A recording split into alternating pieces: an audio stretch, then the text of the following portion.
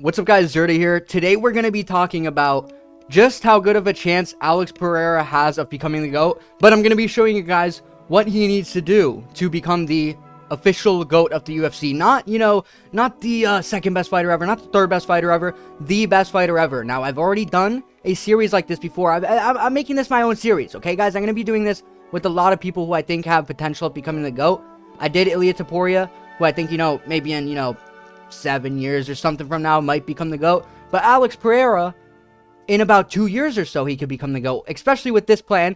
But let's get started. Who do we need to surpass in terms of legacy? We gotta beat this guy's legacy, okay? We gotta beat Jon Jones, Badass Jones. We gotta beat his legacy, okay? So, he's a very impressive legacy, but it is a bit overrated. I'm not gonna lie to you.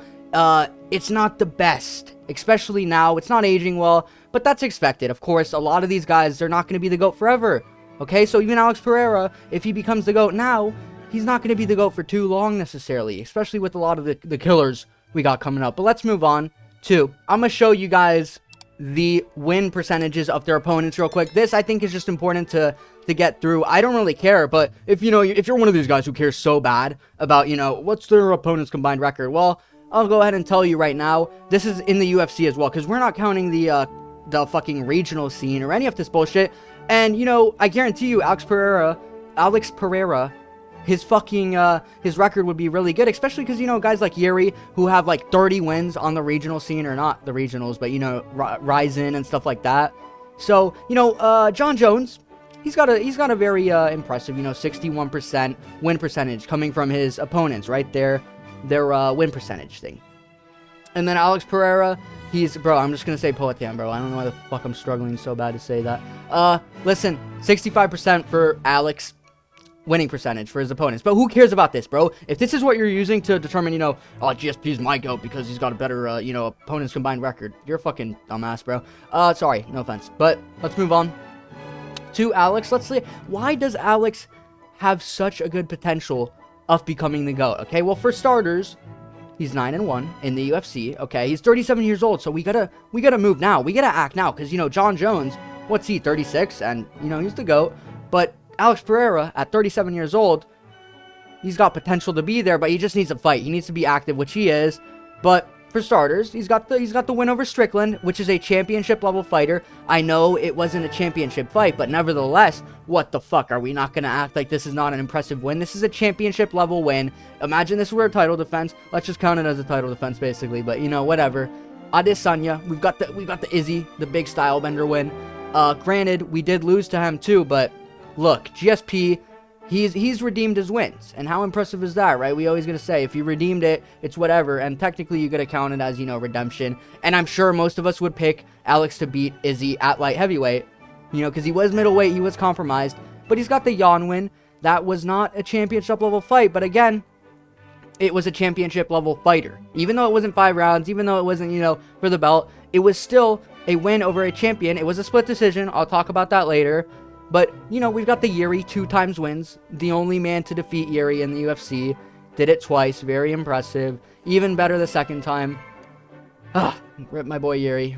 Rip. But listen, Hill. We've got the Hill win. That's a good win. Especially because Hill only lost to Paul Craig other than that. And that was, Paul Craig will always just pull out some bullshit out of his fucking, I don't even know. He's always going to find some submission or something against the elite of the elite. And then he'll lose to the local crackhead. At the park or something. So it's a weird situation, but Hill basically undefeated if you want to count it or whatever. And then we've got the Khalil win, his least impressive win, but still, nevertheless, very impressive. And Khalil looked pretty good on that night. I'm not gonna lie, he did look good. So that was probably the best version of Khalil that we've ever seen. And Pereira did defeat him, even when he was coasting, the 2 rounds. He was maybe taking a little bit of a break. Listen, Khalil's a good fighter, but it did look like Alex was, taking a bit of a break for those rounds, analyzing, seeing what's going on. But let's move on to the game plan. Okay, what's the game plan? I'm gonna clear my throat. Alright, so for starters, we're gonna be fighting in March or April. Okay, we're gonna do a big March or April fight because Alex did say he wants some time off, but unlike these other fighters, time off doesn't mean we're gonna take 3.5 years off the sport, sit on our couch popping steroids and eating fucking Doritos, and, perfectly cherry pick our opponent. We're not going to do that. We're not going to skip past Magomed. We're going to fight him because people are accusing us of dodging, of fucking, you know, ducking, dodging, whatever you want to say, of ducking Magomed Ankalaev, and Alex Pereira is not ducking Magomed. I'm sorry. Magomed he's not the Dagestani grappler. He's a fake Dagestani. He's a fake Dagestani, okay? He's a fake Dagestani. He makes it look like he's some crazy grappler. He's not a high-level grappler. Alex Pereira is going to be able to defend his grappling because he has excellent grappling defense. It's not going to be that hard of a fight, okay? I honestly think POATAN is going to knock him out. POATAN's going to knock him out in about 2 or 3 rounds. You guys will see, but whatever. This will get our legacy started, and why does it need to be Magomed? Why can't it be Rakic if Rakic wins? Well, a win over Rakic would be good, but it would not be as good as a Magomed who is undefeated and who's being hyped up, and, you know, he's not undefeated because he did lose against Paul Craig, but that's the thing. Paul Craig has these wins over fucking, you know, the elite of the elite, but then he can't beat the fucking hobo, like I said. You know, it's weird. So, we consider him undefeated. A lot of people consider him undefeated, and he's so scary, even though he went to a draw with, you know, Jon Blachowicz, even though a lot of people thought it was a win. Whatever.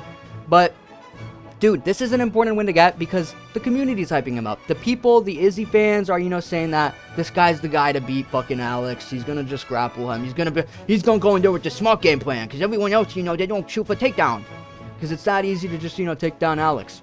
But, whatever. He's gonna fucking knock out Magomed. This will be a great way to start our thing and, you know, our legacy or whatever. Continue our legacy. But let's move on to what does he have to do next? What does Alex have to do next? Well, July/August, he has to come back. I think Alex is willing to come back, you know, after about 4 months or so. Because he's done it in the past. As long as even when he's injured. Even when he's injured, he's willing to come back. And this won't even be as tough as an opponent, okay? So for starters, I've got a couple options here at light heavyweight. We're going to stay at light heavyweight. We're not going to do the stupid decision of moving down to middleweight, which I think Alex has thrown out the window. But for starters, International Fight Week. This would be International Fight Week. I don't think, you know, even if Yuri wins his next fight or whatever, we don't want the Yuri trilogy. That's not gonna, bro, where's my mouse? Alright, we don't want the Yuri trilogy. That's not gonna do much for us. We've already beat Magomed. Jamal Hill rematch, not really gonna do much for us. Jon Blachowicz. Okay, here's the first one. For Jon Blachowicz, he had a close fight with him. It was a split decision. His closest fight that we've probably seen was with Jon Blachowicz, because you know, he did implement that grappling, and he was the only guy who we saw really go to that grappling. So it'd be a good win to get, even though it's a rematch. It would be a good win to, you know, prove that you really did that you know, that it wasn't some, you know, split decision that went the wrong way and Jon Blachowicz should have been the winner. This is a fight that I wouldn't mind seeing Alex Pereira get back, and it's a good level fighter, you know, Jon Blachowicz, champion, former champion who has accomplished a lot. And hey, I don't mind seeing that. I don't mind seeing that fight get booked back. It would just depend on when Jan fights, if he ends up winning his next fight, and, you know, a lot of stuff. It depends on a lot of stuff. But then, alright, but then we got some other fights on the board. You know, we got the Rakic fight. That could happen if Rakic goes on a tear afterwards. But the thing about the Rakic fight, you know, I'm kind of 50-50 on it. This is what the line represents. If I'm 50-50 on it, you know, I don't necessarily think it's going to do much for your legacy. You know, it's a whatever. This is almost like a Khalil Roundtree fight, right? Where it's, you know, it could be a good win, but it's not necessarily doing too much for your legacy. And I think a Rakic fight, it's not doing too much for us. An Ozdemir fight, not doing too much. Nikita Krylov, not doing too much. Khalil Roundtree, that's not going to do anything for us, because we already beat him. Johnny Walker, that's not going to do anything for us. No one's going to get hyped over a Johnny Walker win. Then, the second best option here, or maybe the best option, depending on if you know, if you don't like the Jon Blachowicz one so much, I think a hyped up prospect in Carlos Ulberg, who, you know, he's lost. He has a loss. But he's being hyped up. He's being hyped up as, you know, this guy could... I might pick him against Jamal Hill. I think he can, you know, make his way up there, and he'd be a good fight for Alex Pereira. That is probably his second best option. And the thing is, it would also look good because, you know, he's a hyped up prospect. He's basically undefeated. You know, a lot of people consider him like, you know, he's going on a second tear or whatever. And he's climbing his way up, and he's a dangerous threat. So, currently, at light heavyweight, the issue is we don't have many good fights. We don't have many fights that are like, whoa, is Alex going to win this one? You know, this is a hard matchup for Alex. And that's the issue. Alex Pereira could fucking do the Jones method and just farm up 3,000 title defenses fighting these fucking bots who he's obviously gonna win. Like, what? He could get an Anthony Smith win. Do you not think he could get an Anthony Smith win? He could do that. He could probably fucking beat Reyes, unlike, you know, Jones. I guarantee you he could fucking knock out Reyes and get that. So sure, let's put Reyes in there. Let's fucking put Reyes in there. That would be fucking great. But look, in reality, there's not too many dangerous people who are such a big threat to Alex Pereira. So if we do want to find somebody dangerous, and if this guy beats Sean, which I don't know if I'm going to pick him against Sean Strickland, to be honest, in the rematch. If he does beat him, he needs to go up to light heavyweight. He needs to challenge for that, you know, the double champion, the fucking, dude, I can't think right now. He needs to try and become a double champ or whatever. And Alex Pereira needs to defend. He needs to defend against Dricus du Plessis, okay? He needs to defend against him, and that would do a lot. That would do a lot for us. Sorry if I'm yelling, because, you know, Dricus du Plessis, undefeated in the UFC, he would have beat Sean Strickland at this time, and it would look very good. He'd have a great legacy, very good. He'd probably be, like, high up there on the all-time middleweight list, right? So that would be a good win to get. And I say you do this if he beats Sean Strickland, which I don't know. And it would also line up perfectly. This would line up perfectly because I'm assuming Sean Strickland versus Dricus du Plessis is probably going to happen like January, February, March, around that time. So this would be perfect. It would be perfect. A perfect fight. International hype. Fucking fight week. International fight week. This would be a card that everybody would be hyped for. And, you know, it'd be a great fight to see. So let's see if he beats Sean. If he beats Sean, that's a big if. Because let's not act like, you know, Sean Strickland didn't arguably get robbed in that fight. Let's not act like that. But let's see, at this time, what would Alex Pereira's legacy be looking like? So by August, we'd have 5 title defenses at light heavyweight, which would make him the second greatest light heavyweight of all time. That's not arguable. He wouldn't be the greatest of all time at light heavyweight, but he would be the second greatest. Then we would have a win over 2 middleweight champs, or 3, if we fight Dricus. If we get that Dricus fight, it would be 3, and Izzy would be the second best light heavyweight of all time, you know, if you want to say Silva's above him, which he probably fucking is, because Izzy does have you know, he has some arguable robberies in there, so I think he's the second greatest light heavyweight of all time, and that would be a great win to have. That's a great win that we have. We're holding on to that. And then if we get that Dricus win, that's probably the 3rd best light heavyweight of all time, so that's a great fucking win to have in there. And we're gonna have a shit ton of good quality championship level wins. Okay, that's what I fucking love to see. But we're not the GOAT by now. We're not the GOAT, but we for sure are probably, you know, we're probably top 3, top 4 around that. Probably passing Volk, passing those guys, passing Aldo. And let's see, what do we need to really get to that GOAT status? I think we all know what I'm gonna say next, but we need to fight this guy. We need to fight Tom Aspinall. Okay, we're going to need to fight Tom Aspinall, and that's going to happen in November at Madison Square Garden. It's going to be a big, hyped up fight. Tom Aspinall, I'm assuming he's going to beat whoever, you know, he challenges next. Let's see whatever ends up happening, but November, you know, we've been hinting at this. We've been seeing that Tom Aspinall is a fight that Alex Pereira is looking for. I personally think he should fight Magomed first, and then he should get this, you know, he should get this fight. But listen, the thing about Tom Aspinall is this type of win against a guy like Tom Aspinall, it would fucking shit on Jon's Gane win and his Stipe win, who I don't think anybody is going to hype up his fucking win over Stipe. Over a fucking elderly Stipe who belongs in the retirement home, who can barely fucking speak, barely walk, has to fucking walk on crutches, is gonna, you know, he's gonna show up in a fucking wheelchair to fight Jones. Okay, it's a disgrace of a fight. That's not doing anything for us. That is not even on the level of a Khalil Roundtree type of win for Alex Pereira, okay? That's not doing much for Jon's legacy. And, you know, the Gane win, I'll give that to him. That's a good win. But listen, Gane and Stipe, that's the equivalent of a fucking Tom Aspinall win. By now, let's see. What do I think? What do I think would happen if he beats Tom Aspinall? That's a very big ask.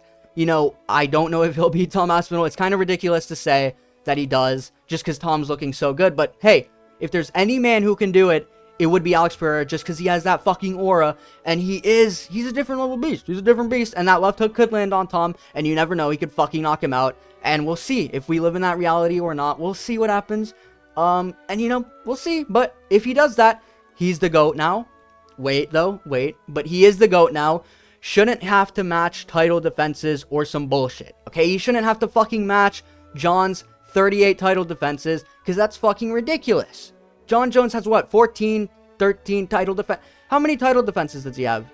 Maybe even fucking more than that, but he has a ridiculous amount of title defenses because he's been champ for so fucking long at that, you know, at light heavyweight. He's the first light heavyweight ever. He was the first light heavyweight, so obviously he was going to defend against these fucking middleweights who were bloated, and, you know, he's going to have a bunch of dinosaur era wins who had already lost to people. These guys had already lost to other people, but listen, he had the dinosaur wins. It's whatever. Go look at Jon's fucking legacy if you think it's so fucking great. Because at the later half of his career, bro, they're not that great in reality. You know, the DC win is something that he's fucking holding on to for dear life. Okay, that does a lot for Jon Jones. But listen, if you still don't think that he's done enough, well, fuck it.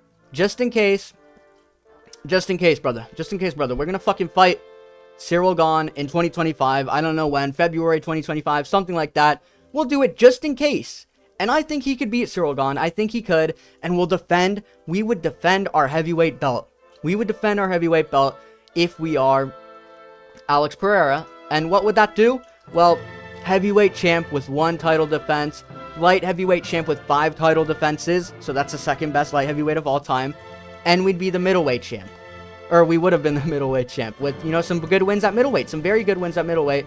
It's raining very fucking hard right now, so sorry if you hear that. But listen, that's my fucking GOAT. That's my GOAT. I don't care if you still want to say that Jon Jones is your GOAT at that point, or fucking GSP, whoever you have. Oh my god, GSP. If you have GSP just based on resume, and you know, you're one of these guys who doesn't like to have Jon up there because he's a steroid cheat, okay, you can do that. But then for sure, he has to be your GOAT. Alex Pereira has to be your fucking GOAT at that point. He would have shit on GSP's legacy. This takes a big fat shit all over his legacy. And guys, this will be the first triple champ. He's accomplishing something that nobody's ever fucking done in their entire career. So I don't want to hear some bullshit about, you know, I don't know, Alex. No, Alex isn't even in the top 5 after this bullshit. No, he's not in the top 5. He needs to have 16 title defenses before he can even be my GOAT. Shut the fuck up, bro. You need to grow up and realize that nobody's ever going to be the GOAT then. Because in this era where it is so difficult to get a single title defense even, we're not going to see many fucking, you know, many people clawing at that fucking GOAT status then. We need to accept the sport moves on, okay? And Alex Pereira would be my GOAT at this point. He would be my fucking GOAT. And hey, that's it for the video. Okay, I just wanted to make this because I think it's an interesting topic to talk about. I'm going to be doing this with a lot of guys who I think have potential, like Tom Aspinall. After Tom Aspinall's next win, I'm going to be talking about him becoming the GOAT. He would probably be, you know, heavyweight GOAT for sure. He definitely can become the heavyweight GOAT, but let's see what happens with all these fights. You know, we got to let everything cook. We got to let the UFC cook up. We'll see what Pereira ends up doing next. But hey, I think that's it. For the video. I think I covered everything. But Pereira definitely has a very good chance of becoming the GOAT. Let me know what you guys think in the comments. Am I delusional and Jon Jones is always going to be a fucking GOAT? Obviously, you put that guy in a room with anyone, he walks out. No.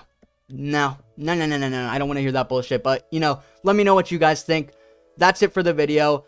I'm not a Pereira glazer. I'm looking at this objectively. And I'm not one of these guys who thinks that you need to have fucking 16,000 title defenses to even have a chance at becoming the GOAT. So Alex Pereira, objectively, is very close to, you know, becoming the GOAT. So if he does this, that's what he would need to do for me. But that's it for the video. See you guys in the next one, and peace.